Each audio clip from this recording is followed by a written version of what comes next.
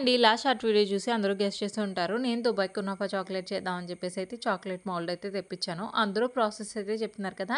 ఇక నేనైతే ఈ చాక్లేట్ చేయడానికి మాకెంత ప్రైస్ పడిందనేది అయితే చెప్తానండి. లాస్ట్‌లో మీరు అన్ని లెక్కలు వేసి ఎంత ప్రైస్ అయిందనేది అయితే నాకైతే కమెంట్ చేసి చెప్పండి. ఈ చాక్లేట్ మౌల్డ్ అయితే మీషో నుంచి తీసుకున్నానండి. 90 రూపీస్ అనమాట. 3 డార్క్ చాక్లేట్స్ అయితే తీసుకున్నాము. ఒకటి వచ్చేసి 50 రూపీస్, 3 కలిపి 150 రూపీస్ అయితే పడిందండి. బటర్ అయితే 70 రూపీస్ అనమాట.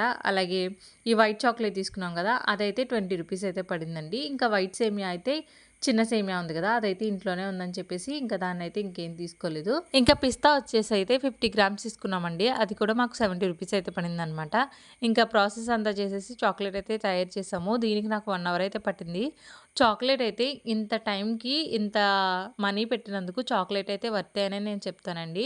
టేస్ట్ అయితే చాలా బావుంది. మాకైతే కొంచెం పిస్తా తగ్గినట్టు అయితే అనిపించింది గానీ, చాక్లేట్ టేస్ట్ అయితే చాలా చాలా బావుంది. ఒకవేళ ఎవరైనా ట్రై చేయాలనుకుంటే గనక ఈ ఐటెమ్స్ అన్నీ తెచ్చుకొని ఇంట్లో అయితే ట్రై చేసేయండి. వీడియో ఎలా ఉందో కామెంట్ చేయండి. బాయ్. Please subscribe.